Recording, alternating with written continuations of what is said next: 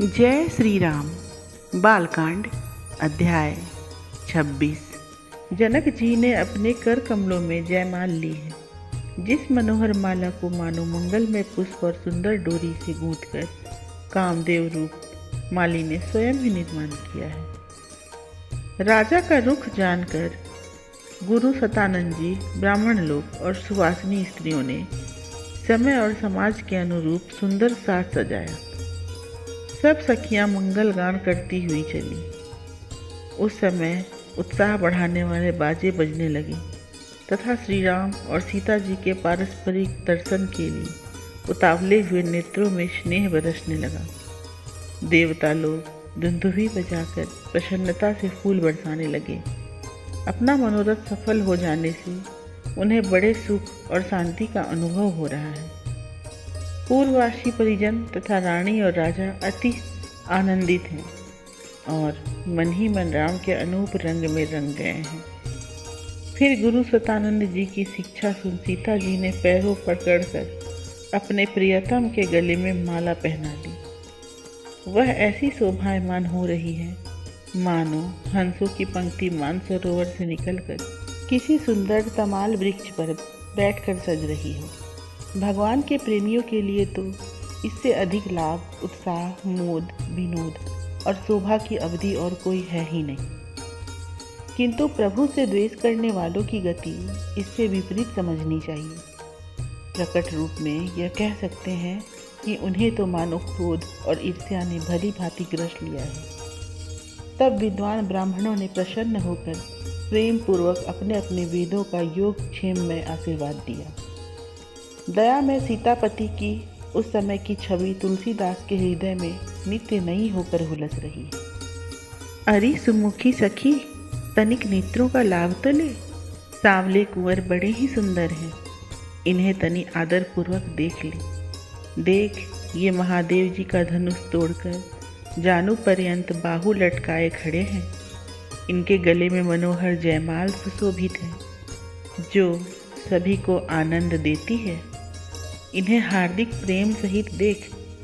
नख से सिख पर्यंत तक इनके प्रत्येक अंग यथा योग्य रूप से सुशोभित हैं। इन्हें देखकर अपने पुण्य सीताराम के रूप तथा विधाता की बुद्धि की सराहना कर प्रसन्न मन के कारण सुंदर मुखमंडल की शोभा पर और भी अधिक उत्साह उदित हो रहा है। मानो चंद्रमा ने अपने कलंक दूर कर युद्ध में राहु को मार डाला हो। इनके सुषमा सदन नयन कमल की भी सुंदरता को हर लेती है। ऐसे ये जानकीपति तुलसीदास के हृदय रूप पूर में विराजते हैं। कोई सखी कहती है, यह महाराज के जनक के भाग्य की अधिकता ही है कि धनुष टूट गया, मनोरथ पूर्ण हो गया और विधाता ने सारी बात बना दी। जब से जानकी का जन्म हुआ है तब से जनक जी की दिनों दिन उन्नति हो रही है।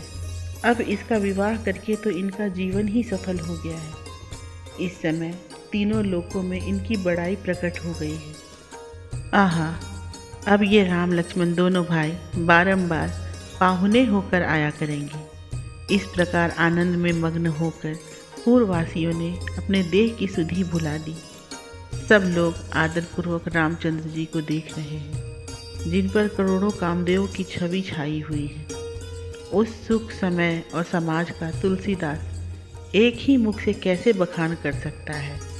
इधर कौशल्या जी चिंता कर रही हैं, मेरे बालक किस प्रकार मार्ग में निर्वाह करेंगे। वे संकोचवश अपनी भूख, प्यास, शीत और श्रम आदि के विषय में विश्वामित्र जी से भी क्यों कहेंगे। उन्हें प्रातःकाल होते ही उबटन मलकर कौन स्नान करावेगा, कौन कलेवा निकाल देगा और कौन आभूषण पहनाकर निछावर करते हुए नेत्रों का आनंद लूटेगा। जिन्हें पिता, परिजन और माताएं सर्वदा नेत्रों की पलकों के समान संभाल रखी थी, उन्हें राजा ने यज्ञ की रखवाली और निशाचरों का संहार करने के लिए विश्वामित्र जी के साथ भेज दिया। हे विधाता, क्या कभी वह दिन आवेगा जब मैं उन अति सुंदर सलोने, सुकुमार, सुकोमल और काक पक्षधारी दोनों बालकों को देखकर हर्षित हो हृदय से लगाऊंगी। ऋषिवर विश्वामित्र जी ने तो जनक के मस्तक पर कुछ जादू सा कर दिया। इस विपरीत परिस्थिति का कुलगुरु मंत्री और निपुण नयनों के भी बुद्धिपूर्वक सुधार नहीं किया।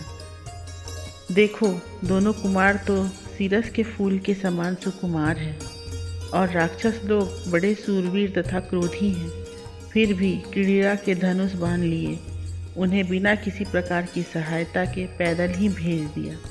इस प्रकार माता कौशल्या स्नेह से आतुर और दुखित होकर कहने लगी, अरे सखी सुन, संसार में वीर पुरुष की माता का जीवन तो वृथा ही है और क्षत्रिय जाति की गति भी बड़ी ही विकट है। जो पुरुष मुझसे यह कहेगा कि राम और लक्ष्मण मुनि के यज्ञ की रक्षा कर घर लौट आए हैं, वह स्वभाव से ही मुझे वैसे ही प्रिय लगेगा जैसे चारों पुत्र। अरे सखी, जब से मुनीश्वर अपने साथ लेकर गए हैं तब से मुझे राम लक्ष्मण का कुछ भी समाचार नहीं मिला।